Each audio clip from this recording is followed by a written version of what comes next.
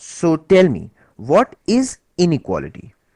Like if I give you an example, 2x plus 3 equal to 5. And if I ask you what is this, I'm sure you would say that since it has an equal to sign, so it must be an equation, or you can say that it is an equality. Now, if I replace this equal to sign here with the inequality sign, like if I put this greater than sign, then I will get inequality, as simple as that. So I can put this greater than sign, or I could have put a less than sign. Or can you suggest me some more options? Yes, absolutely. I can put greater than equal to sign. One more. I can put less than equal to sign. That's it. So you can have in all four signs of inequality. So can you tell me now what would be the different types of inequalities? One is the linear inequality and the other one is the quadratic inequality. So as you must have already guessed that the inequality that is created from the linear equation would be the linear inequality, isn't it? The first example that I gave you, 2x plus 3 greater than or less than whatever equal to 5. Since here the power of x is 1, there is an invisible 1. So this is a linear equation. So obviously the inequality that would be created would be a linear inequality. Following the same logic, the inequality that would be created from a quadratic equation would be a quadratic inequality. For example, x square minus 6x plus 16 equal to 0. Now this is a quadratic equation. Why? Because the highest power of x is 2, isn't it? So if I replace this equal to sign with the inequality sign, any sign greater than, less than, or less than equal to, or greater than equal to, we will have a quadratic inequality.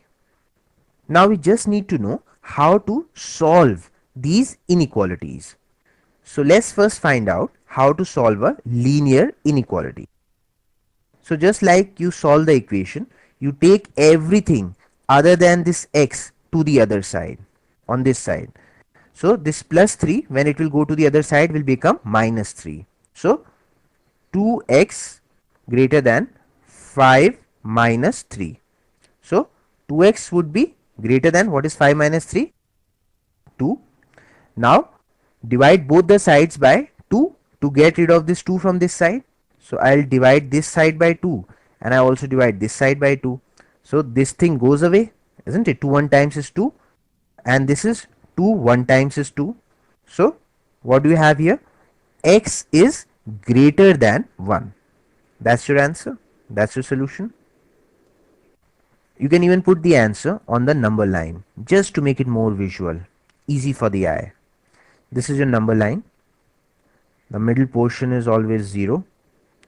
On the left hand side, as you know, you have negative values. On the right hand side, you have all the positive values. So since you have a positive 1 here, so you'll put 1 here.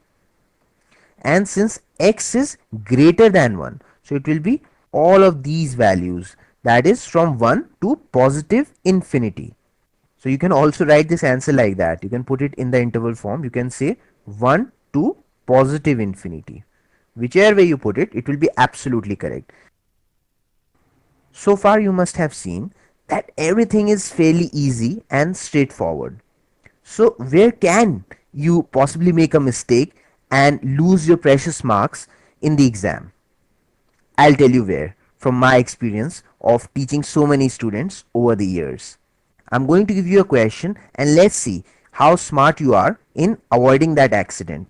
Try to solve this question. 5 minus 2x greater than 11.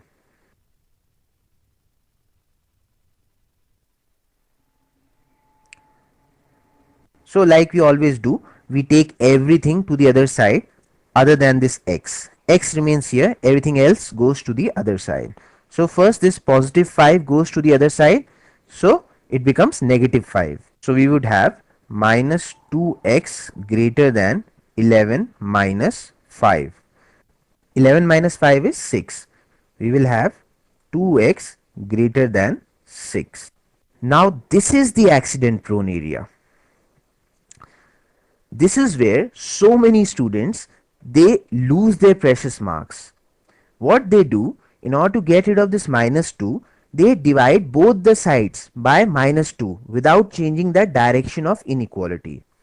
That is, this over minus 2, this over minus 2, this will become 1 and this will become minus 3, and the answer that they write in the exam is x greater than minus 3.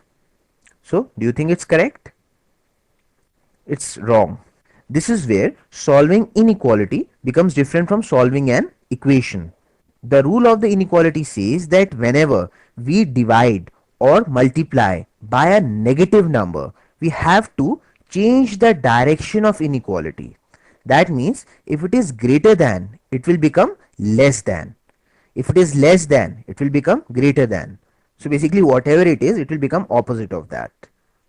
So the correct answer would have been, since this was greater than, so it would have become, yes, absolutely correct, less than. This would have been the correct answer.